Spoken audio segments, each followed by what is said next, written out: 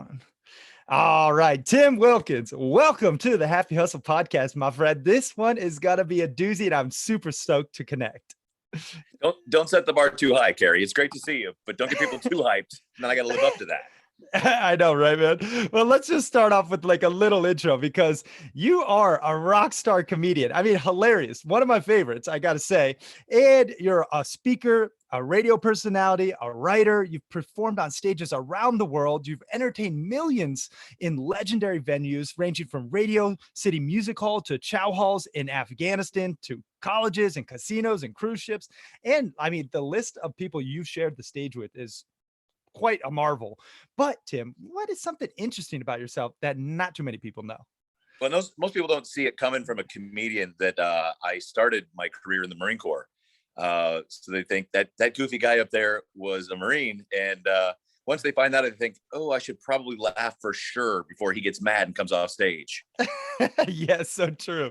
I mean, Marines are one tough dudes. And what did you do in the Marine Corps? I'm just curious. Well, originally, my job was communications. So I was the guy with the little radio on his back and the big antenna that shows the enemy where to shoot. Nice. And it's just having a big target on your back. Yep. And then I was on recruiting duty for a couple of years. All right. Very cool. I mean, Tim, I really look at you as someone who is truly a happy hustler through and through. I mean, you're doing what you love. You get to make people laugh for a living, not to mention, you're multifaceted. Like you're absolutely diesel. I don't even know how old you are anymore, but for your age, you're absolutely like shredded. I mean, you compete in bodybuilding competitions.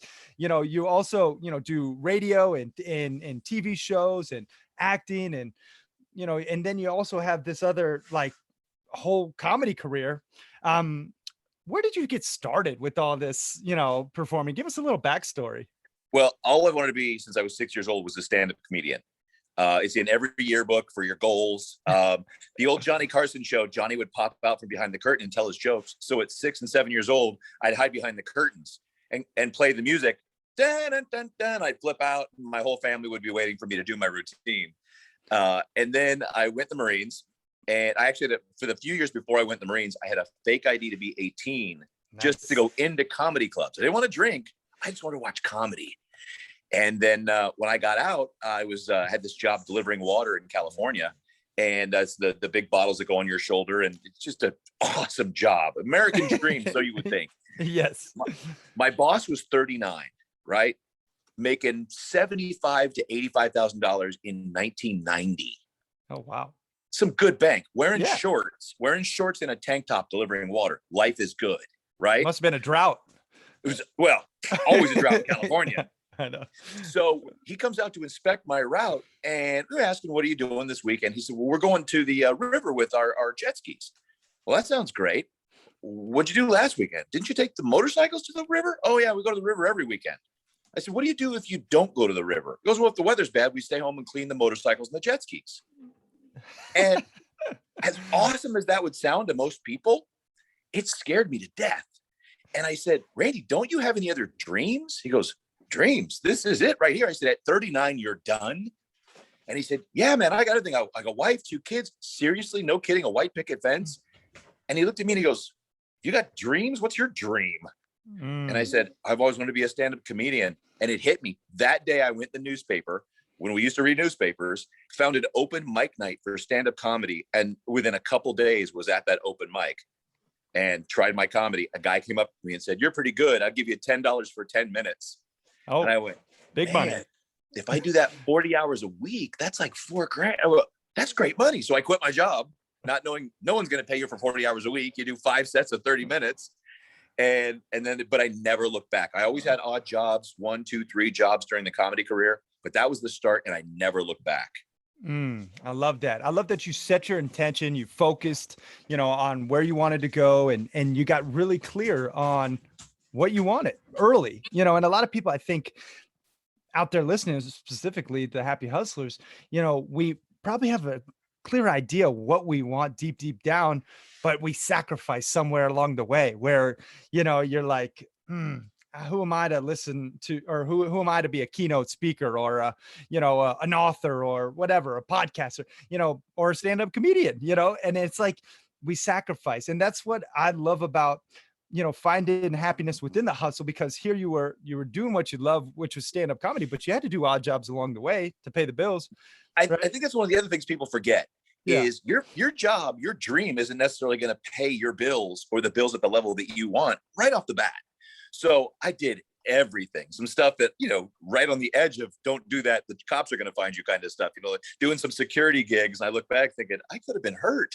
Mhm. And then you just hustle, hustle, hustle. And slowly that takes over the gigs you shouldn't be doing and you make it a full-time thing. And I look back and a couple of times you fall off. Maybe something happens like COVID and you end up doing weird things. Really famous comedian I know right now was building cabinets during COVID. Oh, jeez. And I go, you know what, man? People can look down on you. You're a man. You picked up Yeah. your tool belt for the first time in 25 years. And now he's Yeah. back on TV and radio doing it as a famous comic, but he busted his butt during COVID working hard. So whatever it takes for that dream to come true, I think of all the random years, all the good stuff that happened along the way, the weird jobs I took, like being a wedding and bar mitzvah DJ. Oh, yes. But Love this that. was in LA. You're meeting producers. I've met directors, producers, other actors coming up to me, giving me their card, go, you're dynamic. I got a TV show I want you to be on. Yep. I mean, I think about some of my random activities I've done in exchange for money, like wearing the banana suit outside of a smoothie shop, like selling my body for tips. We won't go too much into detail for that one. We like construction, like selling illegal items. There's a laundry list of things I put in my book, The Happy Hustle, which is coming out later this year. But it's so funny, like, I've never really had a real job. I really haven't, like, and that's how I like it, and I always say you have to earn the right to do what you love. You really do. You have to.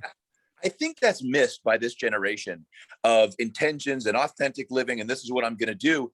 There is, and the reason I love from the start, I love the name Happy Hustle, because there is so much grinding. I drove for hours, day after day after day, to do free comedy before somebody gave me $25.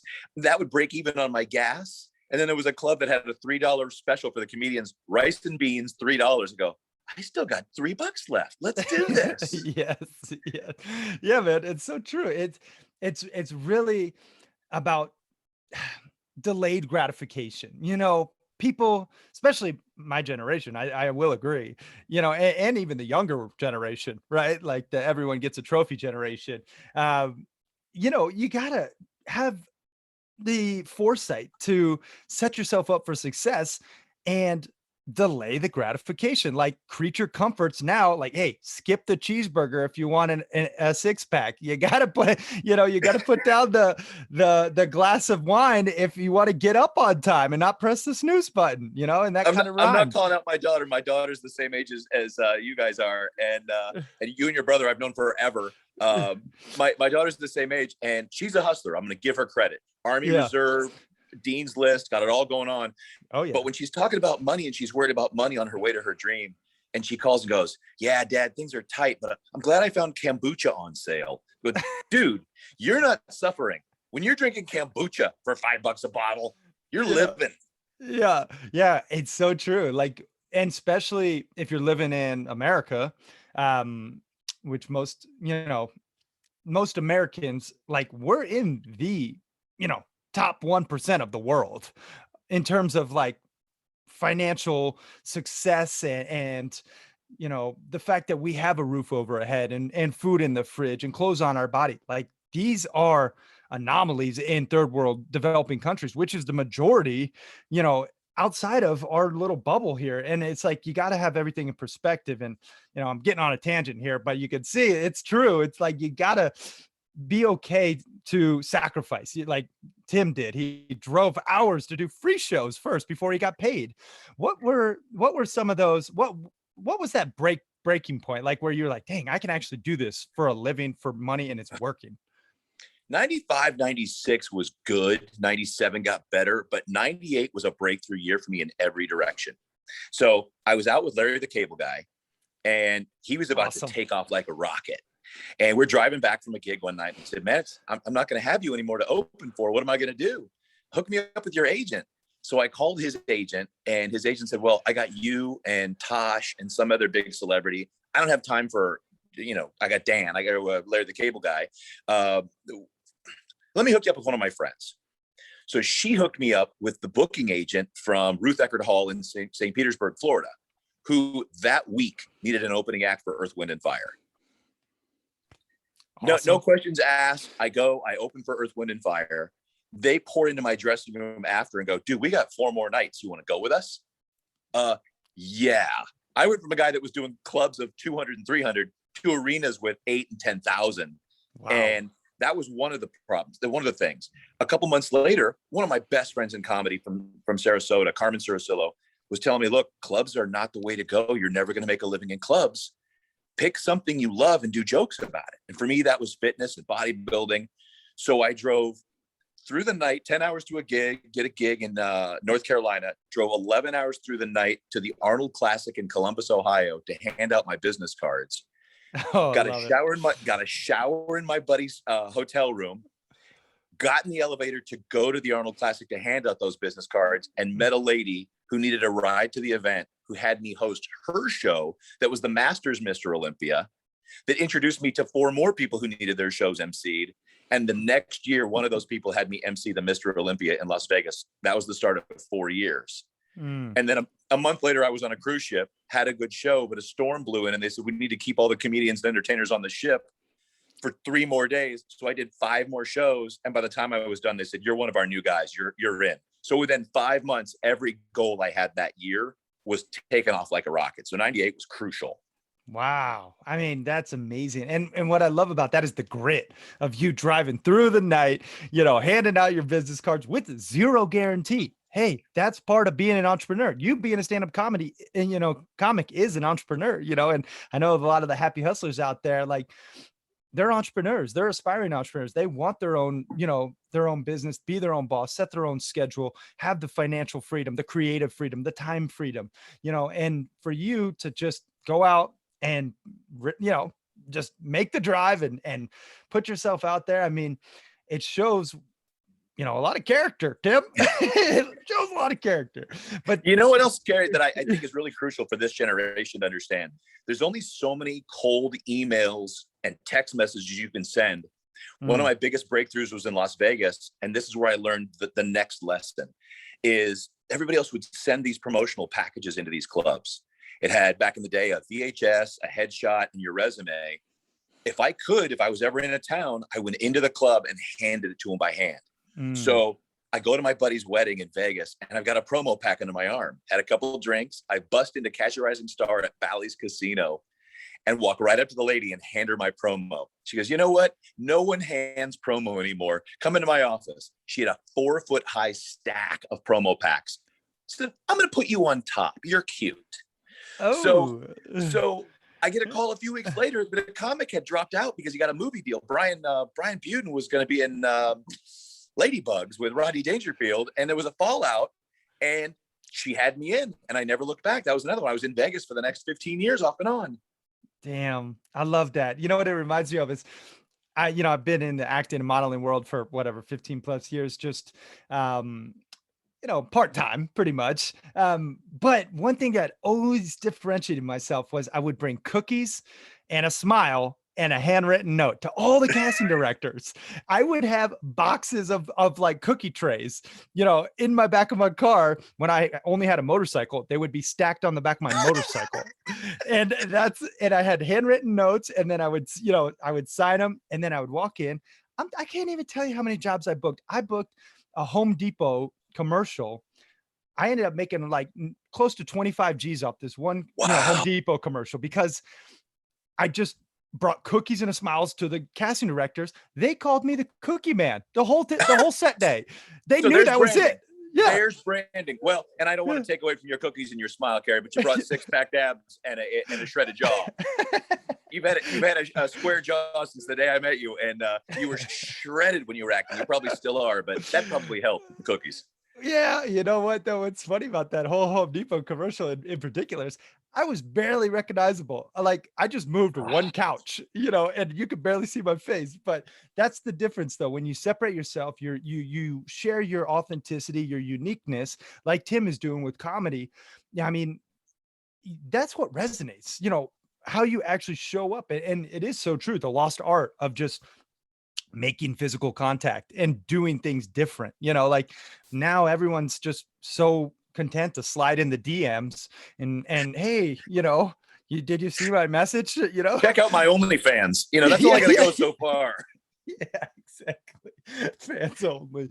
Yeah, true, man. It's something now that you really have to think about. Like everything's cyclical too, right? I mean, now direct mail's coming back because all this like online stuff is like people are sending flyers these days and boxes and I like to send all my guest stuff and my people in my mastermind and my communities like physical things. It costs money, takes time writing out the note, but it's memorable. And that's what's the difference. My wife just bought a truck, a Genesis, one of those nice SUVs. Oh, And nice. every piece of mail she gets from them, it's like a wedding invitation. Oh, look, I got something from Genesis. They like me. Yeah, exactly. But it's memorable, right? So you got to think about there, happy hustlers. How can you be memorable and differentiate yourself? And I want to talk about how you can use comedy to differentiate yourself. And I want Tim to give us a crash course in how you can use comedy to share your message. Tim, can you go through a little bit of like your process, your creative process, and how maybe the happy hustlers could use some of it to, be funnier? Well, I think that kind of goes to my entrepreneurial bend in 98, 99 as well.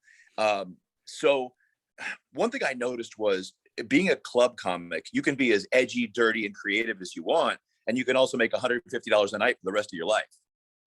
Or you can be the funniest keynote comedian for $2,500 to $10,000 a night by creating an act that's not offensive, but still connects with people on a family level. It touches an industry and makes jokes about that industry, whatever it is, that still gives people an opportunity to laugh without offending people. So I did that and I said, all right. And I used to teach a class in this to other comedians. I said, people, there are more letters in business than show. If you can figure out how to make this a business and not make it, I'm going to be an artist. Great. You're an artist. You're starving. You have no ear. Good for you. Yeah. So true. So for entrepreneurs, and I always tell kids, like the parents say, oh, my kid's going to be a comedian. I said, how about you have your kid be the funniest medical device salesman? The kid with the great personality that when he walks in, everybody loves him. Bring cookies and a joke, or just be able to be interactive. Part of my creative process is knowing how to touch people, not inappropriately like Cuomo, but like touch their hearts, touch their thoughts, be listening and open to people and respond to them. And suddenly it's funny. Suddenly they go, well, this guy's connected to me and it wasn't offensive. And I actually got to laugh for a minute without recoiling. Yeah. Yeah. I really love that about you too, Tim, is like your clean comedy. And it really is a lost art. I feel like it's so much more difficult to keep it clean and make it relatable, yet still funny. And I think for me, it's something, I did improv at Second City and I enjoyed my time there, like 3.5 years training A through E and going through comedy writing and whatnot. But what I looked at was, all right, there's about 0.1% of people on SNL coming from, like improv comedy. But you know what? There's a lot of token white guys on TV like me who can get booked as commercials. And I'm like, to your point, I need to be in the business using my improv skills, but not an improv artist. You know what I mean? And so it's such a good point.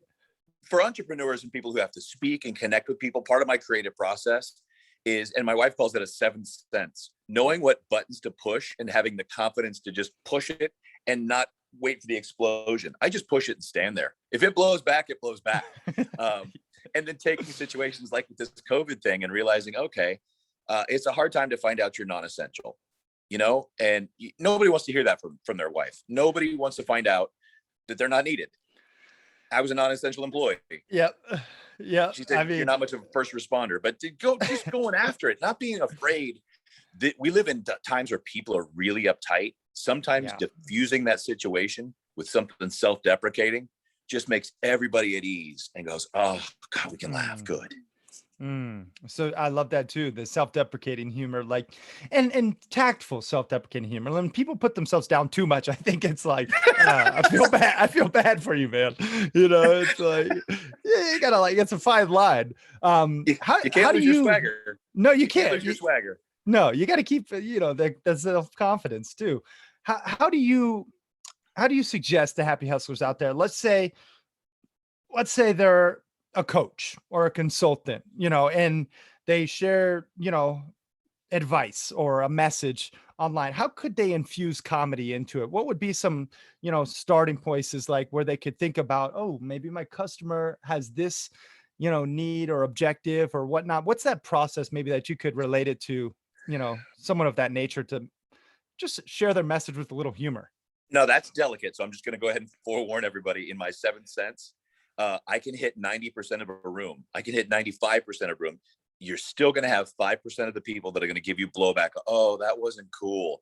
But understand those 95% is the tribe builders. Those are the ones that are going to stay with you because if this guy understands me. So what I would suggest is if there's something in your industry or something that your customer, client, people go through on a regular basis, that's one of their difficult things. Whenever I do a corporate comedy event, I call it diving on the grenade. So if there's something that they're going through, I dive on that and diffuse it for everybody else. And they can all laugh at it. And go, oh, like, okay, prime example. Almost every corporate event I do, I said, what's going on in your company right now? They go, well, they just changed the passwords for the 35th time. Yeah. So I always make a joke about reaching under your chairs to find the latest password. So if everyone's to reach under their chair right now, the password, oh, nope, it's just been changed again. Put that one back. There's another one right behind that one. So, yep. And people just go, oh yeah, the passwords. I mentioned the boss's son who's way too incompetent to take over, and the boss does not look well tonight. I find something. The boss looks a little sickly. I don't think Drunk Brian really has it in him. Drunk Brian. So that's one of those things that I try to find those things that people relate to, that they're pained by, and take the pain away for them so they can go, oh, now let's hear your message. What do you have to say? Oh, and understand when you're a speaker and you're not a comedian, because comedy shows start out like this. Make me laugh. Yeah. When you're a speaker and you just make a little joke, people bust up. I'm in the back of the room as the comedian watching the keynote kill. Yeah. Yeah. Dude, that wasn't funny. Yeah. So true. Yeah. But they don't understand or they don't sometimes keynotes, I think, don't understand the power of comedy, where like just even a simple one-liner, or if someone's phone rings, like being prepared to talk about that instance, like I think preparation when you are presenting is a secret weapon, and I've seen it done effectively where someone's phone rings and the guy goes over to the person's phone ring and says, give me your phone. Who is it? And he answers it and he goes, LAPD or whatever town he's in, and he has this in the bank and he's like, and he pretends like he's, that their partner, whoever they called, is in jail. And it's like, that was obviously pre-planned, but it seems off the cuff and people think you're a creative genius, Well, and keep it on brand with you, which is one thing I would highly recommend. If it's in your personality, if it's in your delivery, if it's in your message, keep it within your box. Amy Van Dyken, former Olympic swimmer who was paralyzed in a car accident, brilliant speaker, hilarious, poignant, great. A lot of speakers will say that they're going to give you life-changing advice and really inspire you. She actually does, but she comes out dark. She comes out dark right away, comes out in her wheelchair and says something like, people are standing for her. She goes, don't stand for me. I can't stand for you. And the crowd goes, oh, then they start laughing. But she's setting the tone that this is going to start out dark and then I'm going to pick you up from there. But she stays on brand and stays on message. Yeah. I mean, it's true. You got to stay on brand. You have to. And that's the thing. I feel like a lot of, especially personal brand businesses, you have to know your brand DNA. You have to know what you talk about, what you don't talk about, stay in your lane for crying out loud. You can't be everything to everyone. I've tried it. And what happens is you become nothing to no one, oh, I can help you with personal development. Oh, you want some health tips? Oh, like business here. I can, it's like, you got to get clear on what problem you solve. And I've talked about this, on the podcast, especially with the Brand Builders Group curriculum. I went through this and it really clarified everything for me, but what problem you solve, in one word, when you can get that clear, like for me, it's imbalance. I solved the problem of imbalance. For who do I solve that problem for? Purpose-driven entrepreneurs, people who, really are doing it for the right reasons. They have the passion, the purpose, and the positive impact. And then, what is my uniqueness and how can I exploit it in the service of others? Like, same thing goes with Tim and comedy for you out there listening. It is very important that you get clear on your brand DNA and then leverage comedy to then share that message. And so it resonates more. Now, if this was Oprah, I would have been tweeting most of that. Don't be everything. Hashtag don't be everything to everybody. And you're nothing to no one. How about that? That was a tweetable moment. There you go. There you go. Yeah, we'll call Oprah about that. And I'm sure she's probably called me 3 times since we've been on. So I got to check my phones. Maybe my DM. She probably slid in there. Anyway, Tim, let's dive in to what I like to call some happy hustle hacks. And this is basically where I ask you, a couple different questions in multiple disciplines. And I want to start with health because, like I mentioned, guys, you guys should really go see a picture. We're going to link it up in the show notes, but of Tim and how shredded he is. What is, a happy hustle hack that you use to stay, both mentally sharp, because you got to be quick, you got to be, fast with comedy, and then both physically sharp, and spiritually sharp too. I'm sure. What are some happy hustle hacks that you could share in regards to health? Well, I'll give you a hack to keep in the shape that you want or go there. But I'll tell you first and foremost, eating right and working out has been non-negotiable in my 30 years in comedy. And actually, my hotel room in Birmingham, a really famous comedian walked into my hotel room and saw a blender, a George Foreman grill, a giant tub of protein. And he goes, "Man, you don't live like a comedian. You got a party. How you going to be a headliner?" I said, "You're going to die and I'm going to take your spot." I'm going to headline by attrition. I got to know who that was. Come on, name drop us. It was actually that was Larry. Great. It sounded like him. That's why I was like, "Jimmy, you ain't never going to be nothing. That's good right there. You're going to die." I said, "No, you're." Yeah, that's true, man. You gotta double down with your nutrition and just take it serious. What do you follow a strict diet, or one in particular, or you have your own blend? I have my own. I've been competing for 7 years, trying to get my pro card since 5 years, really hardcore. In the last 2, I got pretty close in the over 50 category in men's physique. And I got 1 spot away this year. Who the heck else is getting it? Who's getting this over you, Tim? You would be amazed when you get there. You go, "You guys are over 50? Serious?" This old guy, and I mean old guy because he was 2 categories above me. He was 64. Dude took off his shirt, and I looked over, and I put my head down, and I walked over and I said, "Tell me you're in your 60s. He said, "Yeah, I'm 64. I said, "Then tell me you're not crossing over into the over 50 category."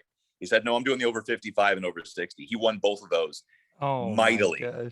Look like a Greek statue. So life hack number 1 is write down everything you eat for 3 days. If you're not feeling right, you don't have your energy, you're putting on a little weight, you don't have the strength, whatever it is, write down everything you eat and drink for 3 days. You don't need a trainer. You're a grown-up. Look at that thing. If you're an entrepreneur and you're a hustler, look down and go, "Okay, that was easy.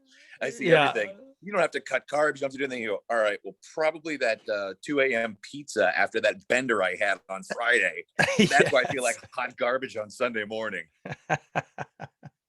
Hot garbage is so true. I mean, I instantly know when I eat poorly, my energy tanks. I'm just super lethargic. And yeah, it affects every part of us. So I really recommend too doing an elimination diet where you just start eliminating things for 28 days and you're like very deliberate with what you eat, cut out, grains, dairy, alcohol, all the things that produce inflammation in the body, right? My buddy calls it abs, alcohol, bread, and sugar. Yeah, there you go. Yeah. So another great one. I've always got food with me. I'm always prepared. Some is meal prep. It's a proper little meal in a proper container. And other is hidden food. And my wife says I'm notorious for this. One of my favorite things before I travel or I got a meeting that I don't know how it's going to go or how they're going to eat, I make these protein pancakes. They're usually in a plastic bag stuck in a cargo pocket in my shorts or in my attaché or in my suitcase. And I'm that cat that opening that up and pulling out pancakes when no one's looking. Oh man, you're preaching to the choir. I love protein pancakes, and I make a bunch of them and just have them in my little Tupperware. I don't put them in my cargo, but that's next level. All right, Tim, I want to get into money. I mean, let's face it. You've probably made a bunch. You probably lost a bunch. the way I look at money is the more I make, the more I can give. And, I look at it money as a tool. What is a happy hustle hack regarding money that can share with us, and something that maybe has helped you save, invest, or spend wisely, regarding money? I'm a big Dave Ramsey fan. Oh, Um, cool. debt is bad. Unless you're one of those people that is so crazy smart, you're using debt management to capitalize on this and that, and still realize when I was doing that at my peak, because I was in an investment type format, it all goes away. And then from there, it was hustle, save, invest. And then you look back, and this is something lost in this generation too, that instant gratification. You look back at the stuff you didn't buy and you go, look at all that money it made. My account's up 20% for 5 years in a row. Now I'm sitting on a couple $100,000 I didn't have. I've been big on saving. I'm just a frugal guy. I always have been. I usually have one extravagance. I buy a 2-year-old used car with incredibly low miles. They're usually exotics, but they're used. So I'm saving that $20,000-$30,000 off the sticker price. Yeah. And then take advantage of all your tax benefits. Don't quicken it or H&R block it if you can avoid it. Most of your entrepreneurs have class schedule Ks and Cs. They're all going to be S corps. Have somebody good and constantly look up the rules to give to your guy and go, here's how I think I can do this. And he'll say yes or no. I've just been a saver. I've always been one of those cats that if I go out and make big money, I don't forget that I have taxes due, because I'm a 1099 guy. And every year I'd fight about that. Yeah, that's so true. I'm dealing with that now. Like, when I've always dealt with it, but like the 1099, being self-employed, which it's great because you can write off a bunch. But then, I went to like look up getting a mortgage for, a bank loan for a property here. And they're like, well, we only go off a net income. I'm like, well, I write everything off. It's like, Yeah. you have to think about these things as an entrepreneur. You have to think about tax shelter and savings, and how you can, utilize the tax code most efficiently and effectively. You see the top companies in the world, Amazon, not naming any names, pay zero taxes, right? Like, it's like ridiculous. You can too. You just have to educate yourself, and I'm curious, Tim, what's your favorite exotic you got right now or have had? I just traded in my other BMW for a new 5 Series. I've been a BMW guy since high school. I had a BMW in high school. I had a job at the grocery store for the down payment. And then little do my parents know, I made the payments every month by going to the racetrack and betting on the horses. And I was really good in high school. That fake ID got a lot of mileage, Cary. Yeah, wow, it really did. Hey, you're talking to the guy who used to manufacture fake IDs. All right, I've been 21 since I was 14, so I know what you're talking about. I'm catching what you're pitching. Anyway, that's a good happy hustle hack. Saving, being frugal. If you don't, if you don't need it, then don't get it. It's a want. You know what? It's funny you should say that money is a tool, because it's a tool for a lot of things. It's a tool for good. For me as a creative, it's a tool for creativity, because when I'm comfortable, I put out 4 CDs over the years. You can see how desperate I was for money in my second CD. It's not as funny. And you can say, this guy's writing jokes to get CDs on the air. I'm just trying to get serious to play 7 more minutes. And the third CD, you could say, he's making some money now. He's getting comfy. It's getting good again. And then CD 4, you can see I've got a little desperation, and then it gets comfortable at the end. It's really cyclical to how I'm doing financially. That's kind of interesting to even think about that. I mean, you definitely can use it as a tool. And, for me, in particular, even with just this podcast, like reinvesting to my team and making, my B-roll better, and investing in, like, I just bought a service that makes my video editor to get higher quality B-roll and saves him time from searching, like reinvesting into your creative, because, people's attention span is only depleting as we, add more and more noise. We're down to 8 seconds, I think now, they say. Yeah, right? It was a minute 40 not too long ago. Is that what we're down to, is 8 seconds? 8 seconds. Yeah, you got to capture someone's attention 8 seconds, or else you lose them forever, or maybe not forever, and then it takes 10 impressions before someone buys from you. That's an interesting fun fact for you guys. So think about, you might feel, oh, I'm being spammy or pushy or whatnot with my message, but it takes that know, like, and trust in order for them to pull the trigger and buy your thing, so fun fact. Let's get into spirituality. And, for me, I believe in a higher power. I believe in, you know, source energy. I pray to God, whatnot, but not one religion or another. Um, what's a happy hustle hack for your spirituality, Tim? Something that allows you to tap into a higher power that you can share. You have to take that time. I know there's only so many hours in a day. You have to take that time.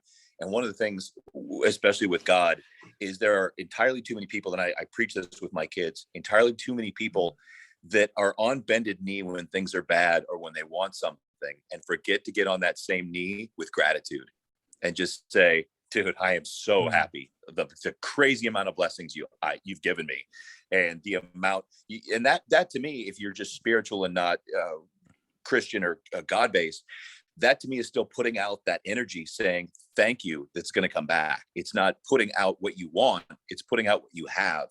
And I've always big time helping other people. People Yeah. say, oh, how do you do that? Because I don't feel that there's only 3 slots on a comedy show. I see the fact that there's 52 weeks they're going to book. And Mm. that guy will go somewhere and hire me. Another guy on a corporate event moves companies. He hires me and the other company rehires me. Before I know it, I got a full schedule. So spiritually, just, and I know it's so basic, just kindness. Take whatever spirituality you have, source energy, God, and just be decent about it. Be grateful and decent. Yeah. It's so true. Gratitude is the way to get out of your head into your heart. And, I journal gratitude every single morning. I say my affirmations, twice a day, and really tapping in, making sure that even if you have nothing else to be grateful for the knee that you can get down on to be grateful, Don't you think with all the desperate prayers and all the complaining that God looks at the phone every once in a while and goes, oh, decline. Yeah. Decline. And Yeah. he goes, oh, that guy's happy. I'll take that guy. Hey, what's going on, man? Tell me about gratitude. Yeah. Yeah. Tell me what I'm doing right. Tell me what I'm doing right. Yeah. It's true. It's so true. I love gratitude. And I just think when I started focusing on gratitude, everything shifted for me, and people even sometimes look at me like, dude, that guy's overly optimistic. It seems like he's you know, really just a faking it. And I'm like, I'm really not, I'm just really grateful. And even when shit goes wrong, which excuse my French, but it does, right? You know, you still can find gratitude, You right? still find gratitude. Oh, and I don't know how much you talk about your mom at all on this thing. Do you go on the Sometimes podcast? she's been on the Okay. podcast. Oh, she's awesome. Yeah. So I was just talking about her 2 days ago. When you talk about gratitude and experiences in life, like when your hustle gives you experiences, that's invaluable. All the cool places I've been, the cool people I've hung out with, just the times. Talking to your mom about going with these monks and learning how to fly like it's hidden tiger, crouching Crouching. dragon. Yeah. Yeah. Dude, and she comes back with all these pictures of her with monks running up the side of nothing. She was flying in the air. Yeah. That's Yeah. insane. Yeah. Be grateful for the experiences. Sometimes it's not money you're going to get Mm. back. Sometimes it's a connection, an experience with a person. That's a spiritual gratitude right there. Just come back and go, that was awesome. Yeah, yeah. So funny you brought up my mom because that's how we met. She's a chiropractor, and you were her patient for many years, right? And friend. Yeah. That's so cool. I mean, and yeah, I do. I love hearing her stories of travel and experience, like from going to Egypt and the pyramids to race car tracks in the Formula One circuit in Germany, like to these crazy Wudong temples in China. It's like those were what really resonated, and that's why I have lived in Barcelona for 10 months, and Bangkok, Thailand, and Rio de Janeiro. Like that is what I wanted to do, is get experiences, not things. And part of that, though, for this generation, for any generation, is especially my generation, fearlessness. You learned that from her. I learned that from people.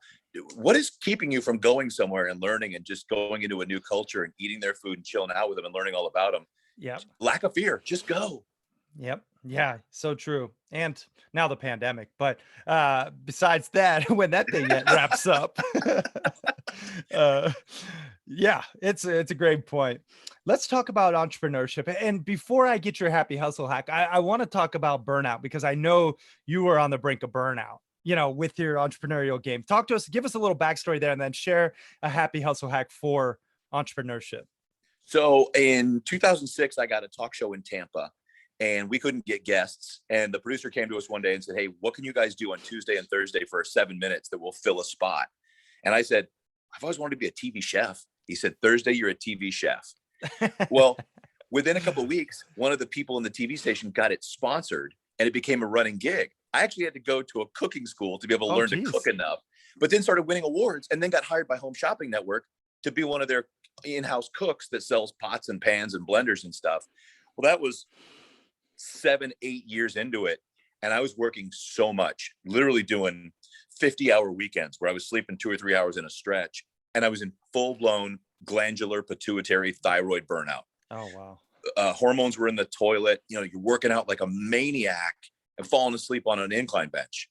No gains, holding fat where you shouldn't be holding fat. And my trainer said, "Your hormones are trashed." So I got them done, and it was right. And I had the courage, no matter how much money I was making at the time, which was good, Cary. Wink, wink. Wink.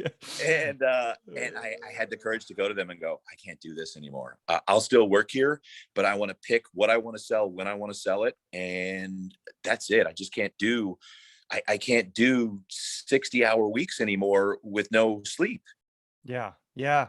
It's so true. It's a grim realization when you realize that your health is in the toilet. Not only that, your happiness goes down usually with it, and you're just burning the candle at both ends. Like you said, your hormones were trash.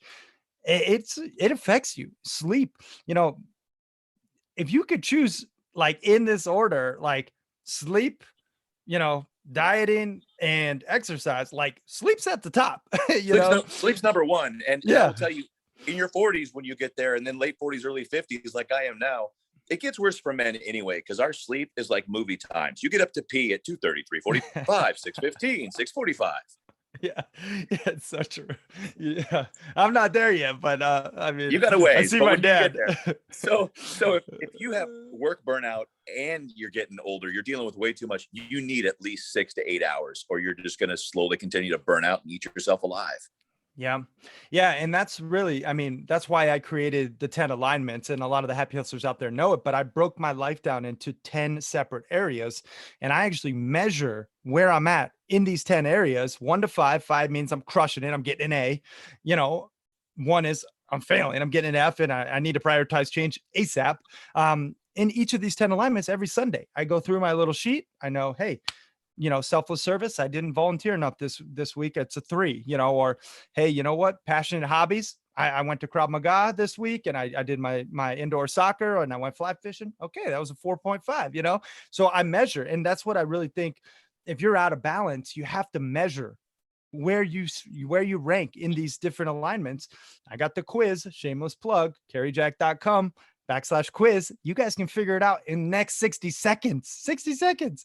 caryjack.com/quiz, and figure out where in these 10 alignments. And that was a big game changer for me when I was on the brink of burnout, to then start measuring, because what you measure, you can manage, right? So that's a great story of overcoming burnout and how you pivoted. Now let's talk about a happy hustle hack for entrepreneurship, something that's allowed you to grow your business and your brand, and something that maybe you can share to help others do the same. Fearlessness was huge. And then the absolute hustle. I learned early on in comedy, guys go, "Oh, there's 10 clubs I want to work." Well, really? Because there's 500 locations I could find, send out 500 postcards, follow up with those 500 postcards with phone calls to say, "Did you get my postcard?" And then another to say, "Would you like me to send you a videotape?" And that would get me 50 gigs they didn't have in 50 venues. Find venues outside the norm if you can, within your space. Find something. One of my best friends, the Carmen, the buddy that I moved to Sarasota to be near, got himself in construction comedy. He makes jokes about being a contractor.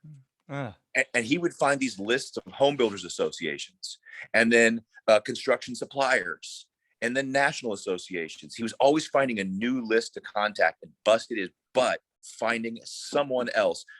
No other comic could do that. Find something that you do that nobody else can, and work that market, and keep finding new people to contact. Follow up with the old people. Hey, it's been 6 months. If you're going to send something out, follow up with it. And Yeah. did you get it? You didn't get it. You got it, but you didn't see it yet. I give you a week or two to see it. You mind if I call you back to see what you thought of it? Call them back. Yeah. Pick up the phone. That was my hustle. I drove anywhere, did anything, and called everybody. And while I was driving, before they said, hands free, I made a lot of phone calls. I go, I got 6 hours on this drive. Let's make some phone calls. Love that. Following up. So key. Like the art of the follow-up. It takes sometimes 5 follow-ups to get the sale, but people quit after one, Well, So, somewhere between first contact and restraining order is a gig to be had. You're going to get booked. a restraining order. Yeah. Yeah, for real. That's so true. So Tim, let's talk about your new special that you got on and where can people go to kind of learn more about you and hear some of your comedy live in action? Give us some links. Dry Bar Comedy. I put out my first full special. Sirius XM radio. I've been on Channel 97 for 15 years. Oh, wow. A little play on 98, a little play on 99 because I only have a couple dirty clips. And then Dry Bar is all clean comedy, and they've been around for 4 or 5 years. And I was so excited. I had one comedy goal left because like you said, I've opened for so many cool people. I just did a bunch of dates before COVID with Lionel Richie. Wow. And those were awesome shows, 10 to 15,000 people a night that were just there to party. And I said, I got one goal left. I want a special that goes viral. And they put out my special March during lockdown. So people had nothing else to do. Perfect. Captive audience. Yep. And it got 1 million hits in 3 weeks. So I said, all right, check that off the bucket list. That's awesome. I mean, I definitely, I definitely want to go through and watch. I've watched a bunch of your comedy, but I'm definitely going to watch that one, and we're going to link it up in the show notes so people can just click right on it. But I'm curious, Tim, who have been some of your favorite, celebrities that you've opened up for and worked with? Julio Iglesias, I worked with for 6 years, and we had so many crazy stories. Sometimes I'm like his son. He said, Tim, you're like my son. I want to keep you in the family. And then a couple of weeks, I had one night. I got booed off stage in a really tough part of New York. And then the next night, he walked up to me after the show as I'm walking off stage. And he goes, Tim, the next time you go in front of people, don't do jokes. You're not funny. And he's laughing hysterically. And then the next couple nights later, we're in Jersey. And I'm having a rough show again. And I'm looking to the sound guy to go, dude, get me off. And I look over and Julio's there doubled over laughing that I'm eating it. Stretch. Go longer. I want to see you suffer. So I start picking on the audience. I start picking on this lady about her cleavage because she had glorious cleavage. I'm just going to go ahead and say it. Who was the governor's wife? Oh my gosh. So Secret Service came up and grabbed me by the shoulder. Giant dude with a square head and an earpiece goes, I got him. And he took me aside, goes, yeah, knock it off about her cleavage. So, you got to be honest. She got a nice rack. He goes, not your point. Not your place to say. Yeah. But come on. That's hilarious. Oh man, picking on the governor's wife. Woo! Good one. So definitely, guys, check out and your website, timwilkins.com. You got all, if you do want to book them for your corporate gig or a fitness comedy or some cooking classes, right? You could jack up any trades, Tim. Now, I like to ask a bunch of random questions and what I like to call it the rapid fire round. And this is just where, like I said, might be my favorite. It might be. Favorite. Might be. So just answer honestly first thing that comes to mind. Are you ready? Right. All right. Favorite movie? Go. Stripes. Favorite food? Protein pancakes. That's so sad. Dear God. Sushi. Favorite book? Oh man, these are hard. Reading? I just finished watching all of Netflix, and the recommendation was go read a book. That's sad when Netflix tells you to go read a book. Yeah, right. What did I just finish reading? I just finished reading so sad. All the Jack Reacher novels. I love that guy. Vince Flynn. Anything by Vince Flynn. Vince Flynn. All right, I have to check it. What's your spirit animal? A gorilla. Silverback gorilla. I could still see that. Best business advice? Be nice. Be freaking nice. Yep. If you could have one superpower, what would it be? I want to fly. Yeah. Favorite cliche saying? Living my best life. Ooh, yeah. Yeah. One word you wish to be synonymous with your name for the rest of your life. This is a rapid fire round, man. That's hard. One word. Mhm. Friend. That's If you're good. thinking about a eulogy, yeah, a you googly. Yep. Are you googly? If you had a billboard with your last piece of content for the world to see, what would that billboard say? If it was a tweet, If it uh, was a tweet. let's see. I'm trying to think. Do I need to scour my Twitter with that was my last thing I put out? That would be bad. Um, let's see if I had a billboard that was my last piece of content. Lighten up, people. Just laugh. Mm, that's good. That's gold. Three things you're most grateful for in this moment. My wife, my physical health, and my kids by far. Love it. Crush that rapid fire round, Tim. Boom, shakalaka. Now, Tim, I want to just open up the floor for any parting words of wisdom. And one more time, share us those links where people can follow you, find you on social media, and then we'll wrap this bad boy up. Comedian Tim Wilkins on Instagram, Dry Bar Comedy. Go to the full specials and find my special is called Password Protected. TimWilkins.com probably hasn't been updated since my senior pictures, but it's on there. If you see a headshot with a cap and gown, that's just sad. So true. I just having so much fun doing it. I think they always say if you're having fun or if you're doing what you truly love, you're not working. I'm still busting my ass, but I'm having fun, and I have fun no matter. Back in the day on HSN, I'd do 28 hours in a row with only naps, and I'd be the only cat there, slapping every hand, thanking every camera guy, doing some push-ups, and just being grateful for everything. And you walk away going, and everybody remembers you. They go, that guy was cool. That's my biggest thing. You ask who I've worked with that I've enjoyed all the nice people, all the people, no matter how famous they were, that reaches across the line at catering, goes, nice to meet you, thanks for opening up for me. You go, hell yeah, all right, let's go have a drink. So true. Just be nice. I mean, kindness goes so far. Such a great parting takeaway. And I just want to acknowledge you, Tim. I mean, I appreciate you sharing your love, your light, your humor, and your wisdom too with the Happy Hustlers. This has been awesome, and I definitely got some great giggles. So I appreciate that as well. So good to see you, Cary. Thanks for having me. Yeah, man, this has been awesome. Final question: what does happy hustling mean to you? Just that, enjoying the grind. You get in there and you put on your headphones if you have to, dance a little dance, no matter how hard you're working, and enjoy it. If you're hustling, be happy you got to hustle. Be glad you got something that's grinding you towards a goal, and smile the whole way through. Go, you know what? And at the end of the night, when you put your head down, you just go, yeah, I deserve this sleep. I earned it. And smile and go out. Love that. Mic drop. Tim Wilkins, everyone. Thanks for watching and listening. Peace and love, y'all. We out. Woo!